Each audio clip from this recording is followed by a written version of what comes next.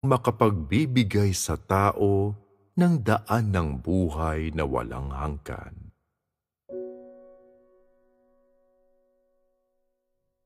Ang daan ng buhay ay hindi isang bagay na maaaring taglayin ng kahit na sino man.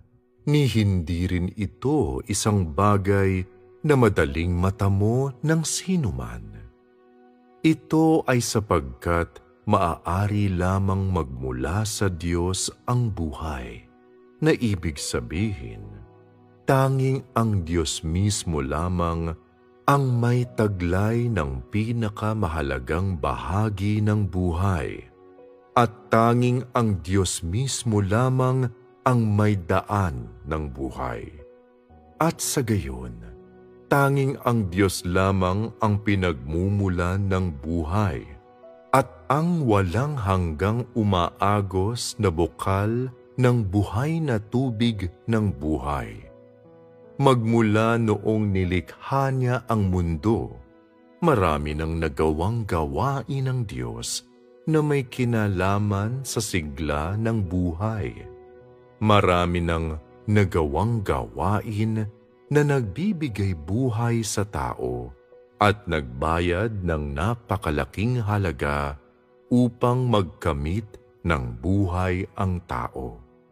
Ito ay sapagkat ang Diyos mismo ang buhay na walang hanggan, at ang Diyos mismo ang daan kung saan muling binuhay ang tao. Hindi kailanman nawawala ang Diyos sa puso ng tao, at naninirahan siyang kasama ng tao sa lahat ng oras. Siya ang puwersang nag-uudyok sa pamumuhay ng tao, ang ugat ng pag-iral ng tao at isang mayamang lagak para sa pag-iral ng tao pagkatapos ng kapanganakan. Siya ang sanhi upang muling isilang ang tao at binibigyang daan siyang isabuhay ng masigasig ang bawat papel niya. Salamat sa kanyang kapangyarihan at sa kanyang di mapapawing puwersa ng buhay na buhay ang tao sa isang salinlahi hanggang sa susunod na salinlahi, kung saan sa kabuuan nito ang kapangyarihan ng buhay ng Diyos ang pangunang sandigan sa pag-iral ng tao, at kung saan binayaran ng Diyos ang isang halagang wala pang isang karaniwang tao ang nakapagbayad. Kayang manaig ang puwersa ng buhay ng Diyos sa anumang kapangyarihan. Bukod dito, nahihigitan nito ang alinmang kapangyarihan. Walang hanggan ang kanyang buhay, bukod tangi ang kanyang kapangyarihan, at hindi magagapi ng anumang nilikhang nilalang o puwersa ng kaaway ang kanyang buhay na puwersa.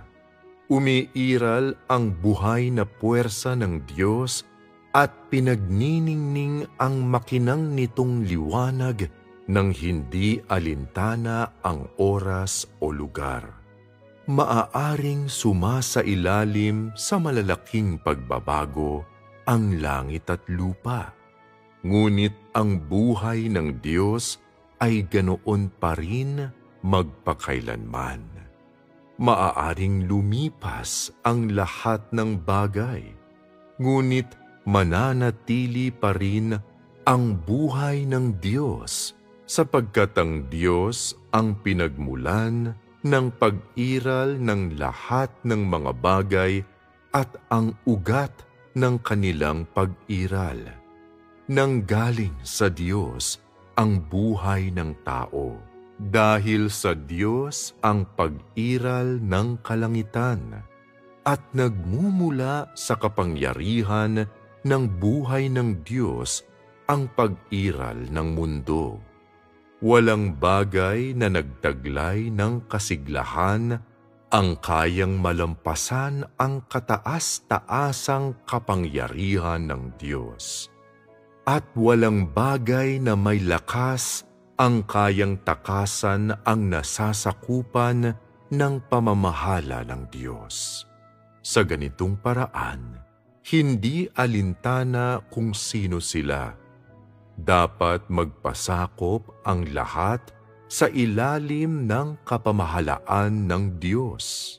Dapat mamuhay ang lahat sa ilalim ng utos ng Diyos, at walang sino man ang makatatakas mula sa kanyang mga kamay. Marahil ang magkamit ng buhay ang ninanais mo ngayon, o marahil ninanais mong makamit ang katotohanan. Anuman ang kalagayan, nais mong matagpuan ang Diyos. Matagpuan ng Diyos na maaasahan mo at yaong kayang magbigay sa iyo ng buhay na walang hanggan. Kung nais mong makamit ang buhay na walang hanggan, dapat mo munang maintindihan ang pinagmumulan ng buhay na walang hanggan, at dapat munang malaman kung nasaan ang Diyos. Nasabi ko na tanging ang Diyos lamang ang buhay na hindi nababago, at tanging ang Diyos lamang ang nagtataglay ng daan ng buhay. Dahil hindi nagbabago ang kanyang buhay, sa gayon, wala itong hangganan. Dahil tanging ang Diyos lamang ang daan ng buhay, ang Diyos mismo sa gayon, ang daan ng buhay na walang hanggan. Sa makatuwid, dapat mo munang maintindihan kung nasaan ang Diyos, at kung paano makamit itong daan ng buhay na walang hanggan. Mag-ugnayan tayo ngayon para sa pagbabahagi sa magkahiwalay na dalawang usaping ito. Kung tunay na nais mong makamit ang daan ng buhay na walang hanggan, at kung masugid ka sa paghahanap mo nito, kung gayon, sagutin mo muna ang tanong na ito. Nasaan ang Diyos ngayon? Marahil sasagot ka, siyempre nakatira ang Diyos sa langit. Hindi siya titira sa tahanan mo, hindi ba?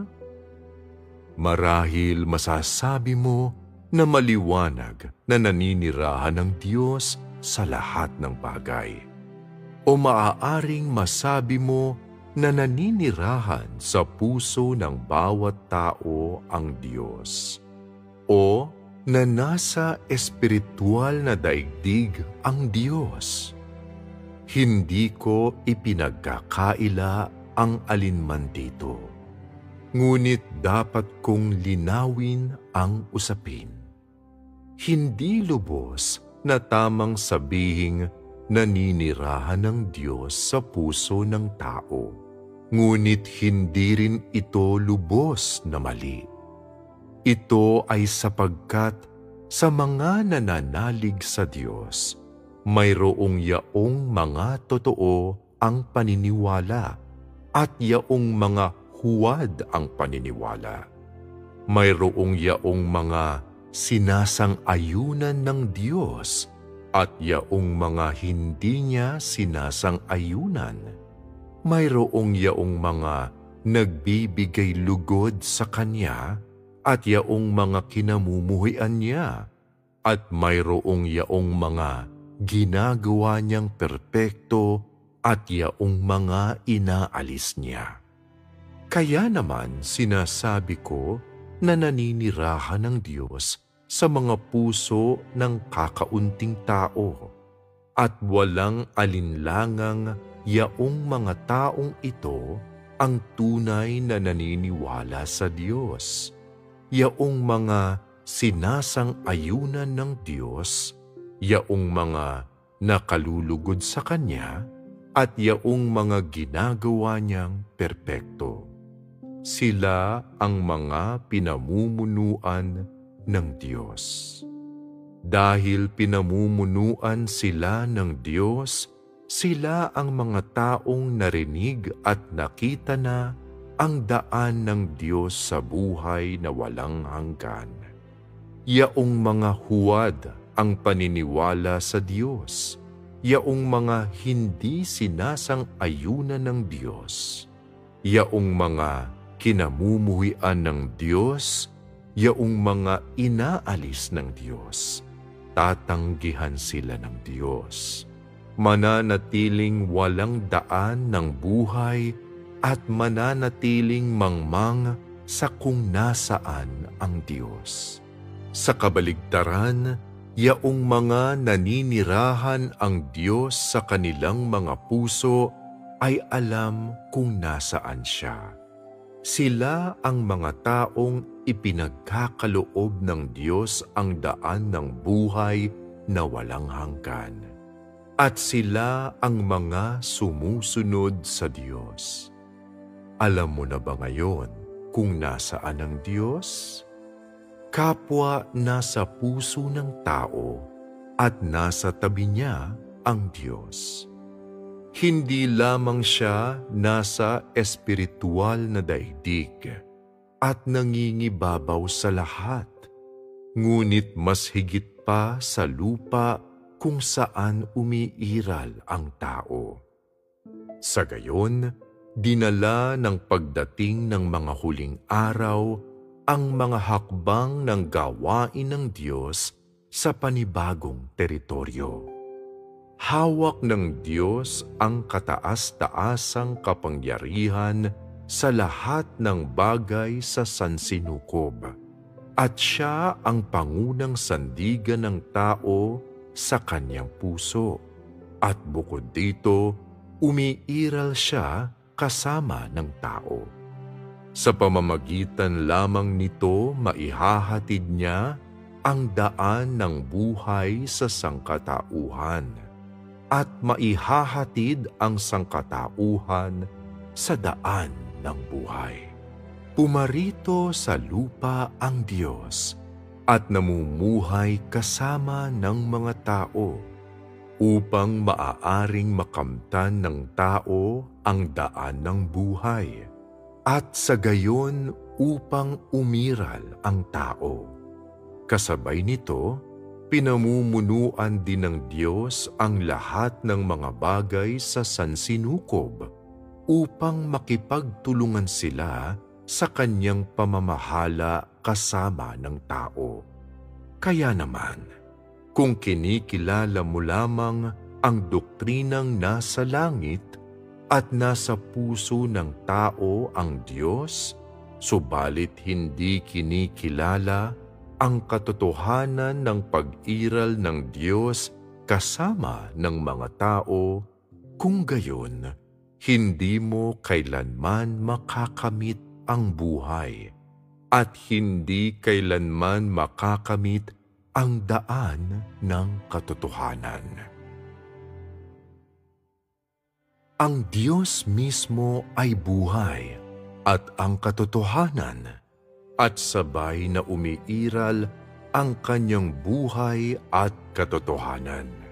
Yaong mga walang kakayahang makamit ang katotohanan ay hindi kailanman makakamit ang buhay. Kung wala ang patnubay, pag-alalay at paglaan ng katotohanan, ang tanging makakamit mo lamang ay mga titik, mga doktrina at higit sa lahat, kamatayan. Laging naririyan ang buhay ng Diyos at umiiral ng sabay ang kanyang katotohanan at buhay.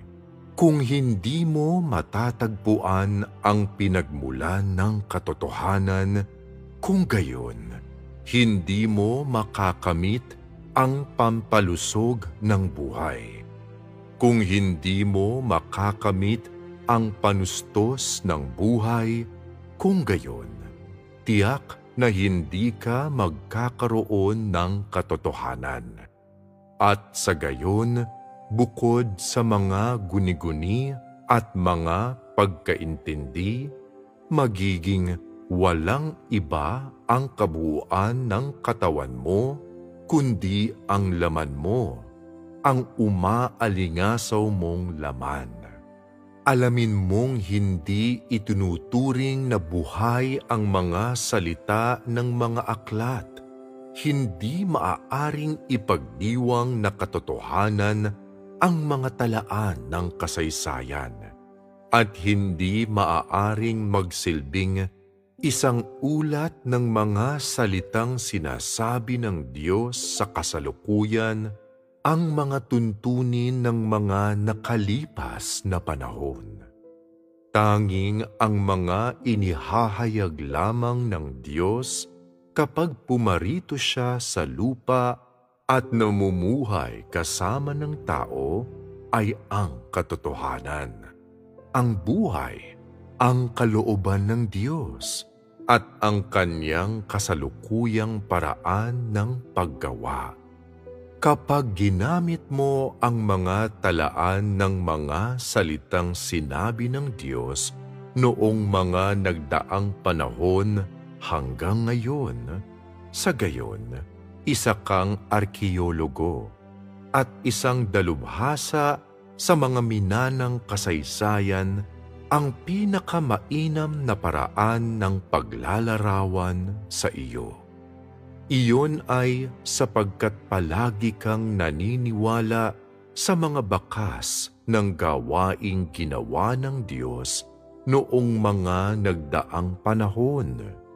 Tanging naniniwala lamang sa anino ng Diyos na naiwan mula noong dati siyang gumawa kasama ng mga tao, at tanging naniniwala lamang sa daang ibinigay ng Diyos sa kanyang mga tagasunod noong mga dating panahon. Hindi ka naniniwala sa direksyon ng gawain ng Diyos ngayon. Hindi naniniwala sa maluwalhating anyo ng Diyos ngayon. At hindi naniniwala sa daan ng katotohanan na kasalukuyang inihahayag ng Diyos. Sa gayon, hindi maipagkakailang isa kang nangangarap ng gising na ganap na walang ugnayan sa realidad. Kung ngayon nananatili ka pa ring nakakapit sa mga salitang walang kakayahang magbigay ng buhay sa mga tao, kung gayon, isa kang walang pag-asang piraso ng tuyong kahoy. Dahil masyado kang makaluma, masyadong suwail, masyadong hindi naaapektuhan ng katuwiran. Ang Diyos na nagkatawang tao ay tinatawag na Kristo. At kaya ang Kristo na kayang magbigay ng katotohanan sa tao ay tinatawag na Diyos. Walang kalabisan tungkol dito sapagkat siya ay may taglay ng diwa ng Diyos at may taglay ng disposisyon ng Diyos at may karunungan sa kanyang gawain na hindi kayang abutin ng tao. Yaong mga Kristo ang tinatawag sa mga sarili nila, subalit hindi kayang gawin ang gawain ng Diyos, ay mga manlilinlang.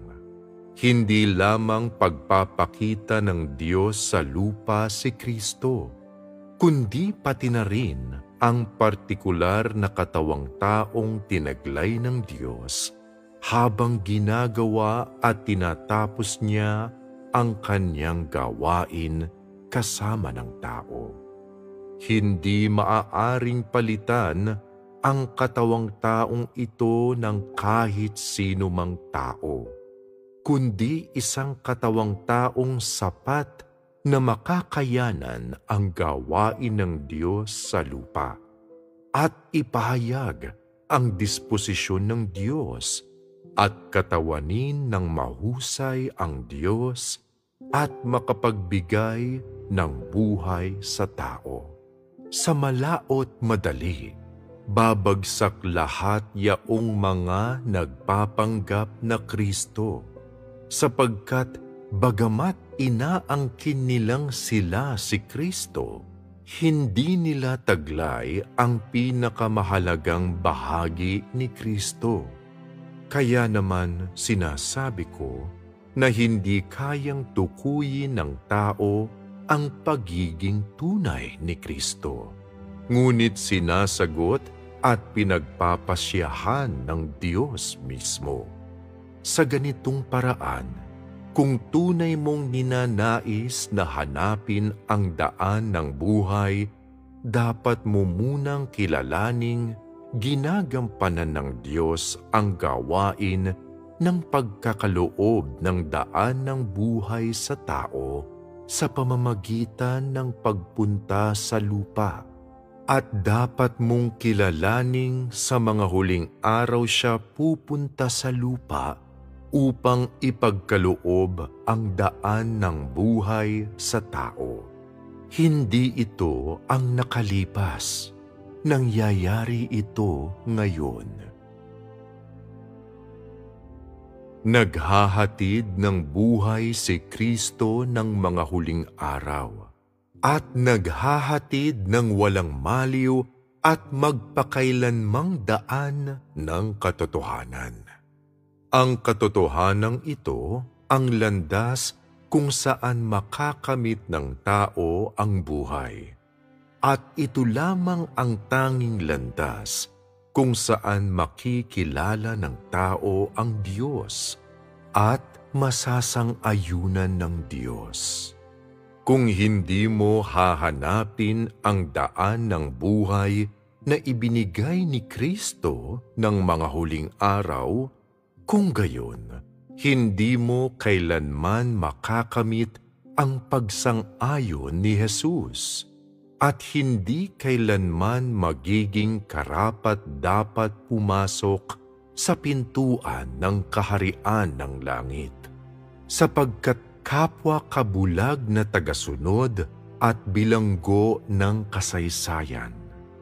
Hindi kailanman magkakamit ng buhay yaong mga kontrolado ng mga tuntunin, ng mga titik, at iginapos ng kasaysayan, ni hindi makakamit ang walang hanggang daan ng buhay. Ito ay sapagkat ang mayroon lamang sila ay malabong tubig na kinapitan ng libo-libong taon sa halip na tubig ng buhay na dumadaloy mula sa trono. Mananatili magpakailanman na mga bangkay, mga laruan ni Satanas, at mga anak ng impyerno, yaong mga hindi nabigyan ng tubig ng buhay. Kung gayon, paano nila mapagmamasdan ang Diyos?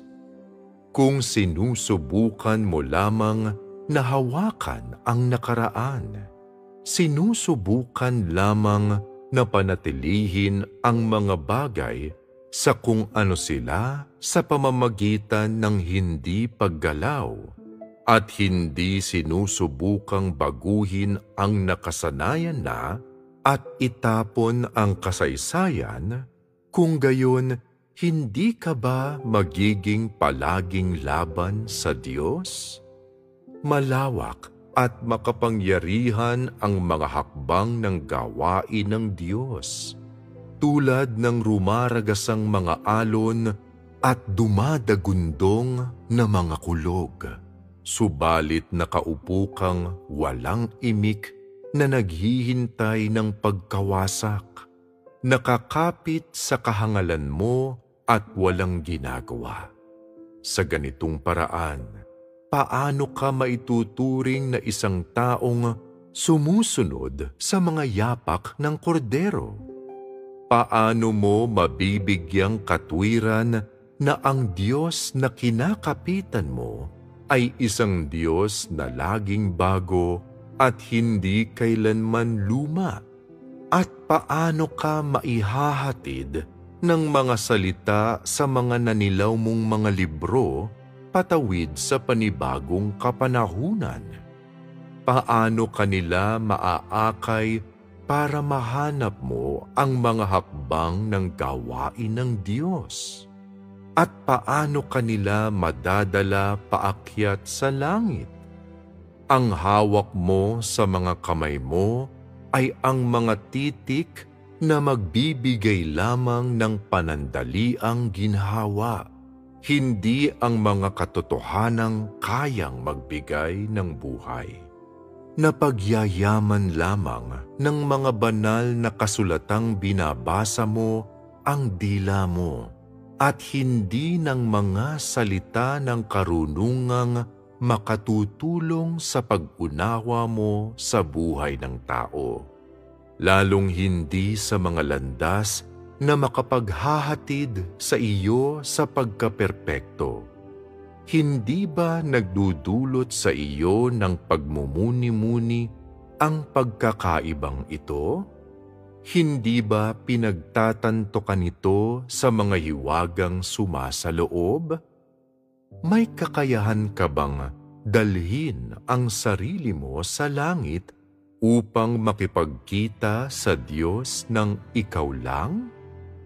Kung walang pagdating ng Diyos, kaya mo bang dalhin ang sarili mo sa langit upang matamasa ang kasiyahang pampamilya kasama ang Diyos? Nananaginip ka pa rin ba ngayon? Imumungkahi ko kung gayon na ihinto mo ang pananaginip at tingnan kung sino ang gumagawa ngayon.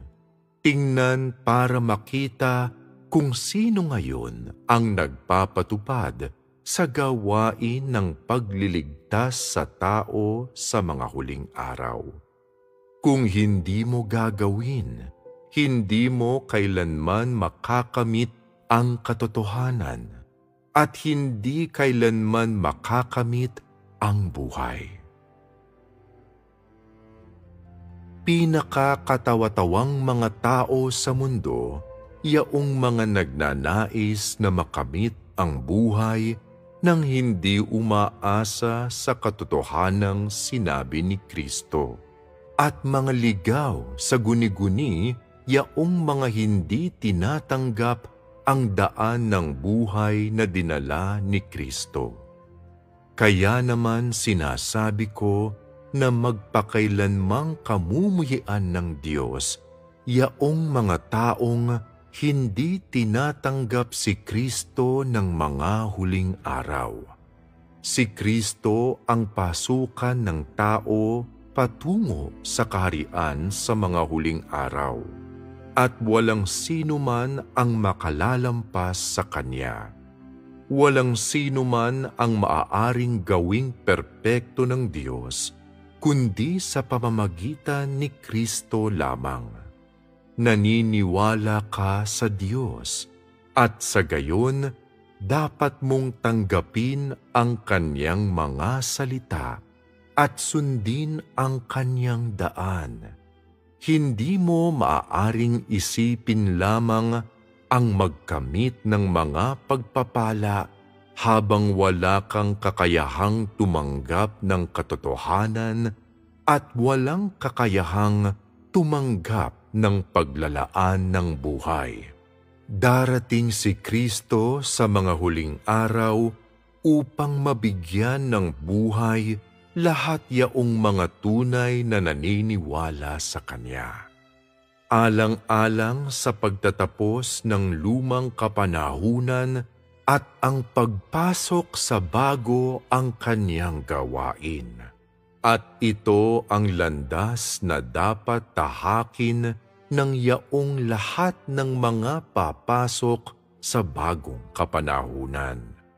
kung wala kang kakayahang kilalanin siya at sa halip pinarurusahan, nilalapastangan o inuusig din siya.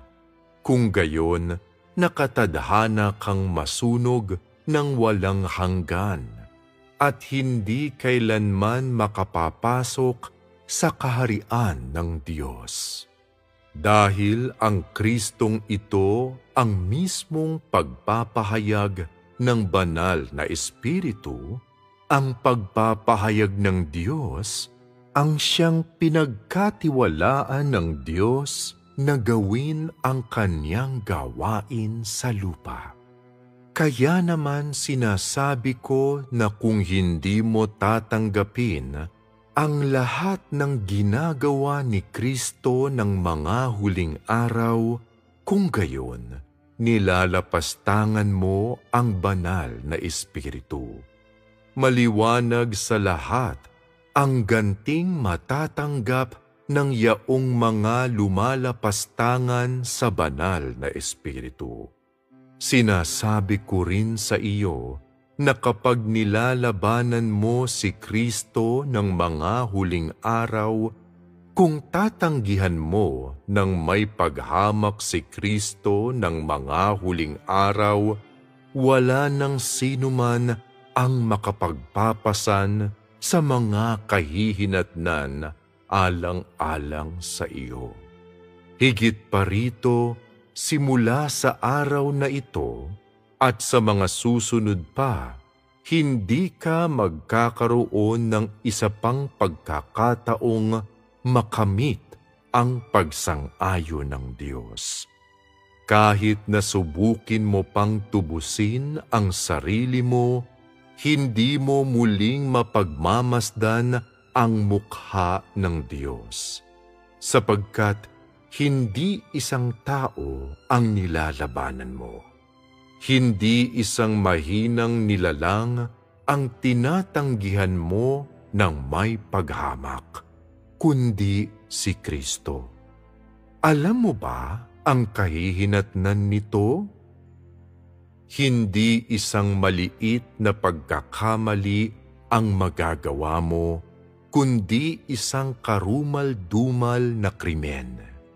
Kaya naman, pinapayuhan ko ang lahat na huwag ilabas ang mga pangil ninyo sa harap ng katotohanan o gumawa ng bulagsak na mga pamumuna, dahil ang katotohanan lamang ang makapagdadala sa iyo ng buhay, at wala kundi ang katotohanan ang makapagpapahintulot na muli kang isilang at mapagmasdang muli ang mukha ng Diyos.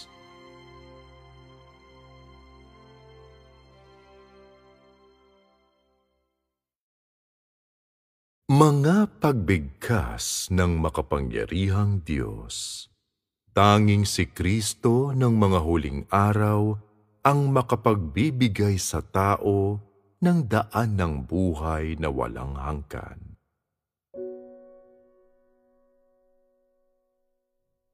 Ang daan ng buhay ay hindi isang bagay na maaaring taglayin ng kahit na sino man, ni hindi rin ito isang bagay na madaling matamo ng sino man. Ito ay sapagkat maaari lamang magmula sa Diyos ang buhay, na ibig sabihin, tanging ang Diyos mismo lamang ang may taglay ng pinakamahalagang bahagi ng buhay, at tanging ang Diyos mismo lamang ang may daan ng buhay.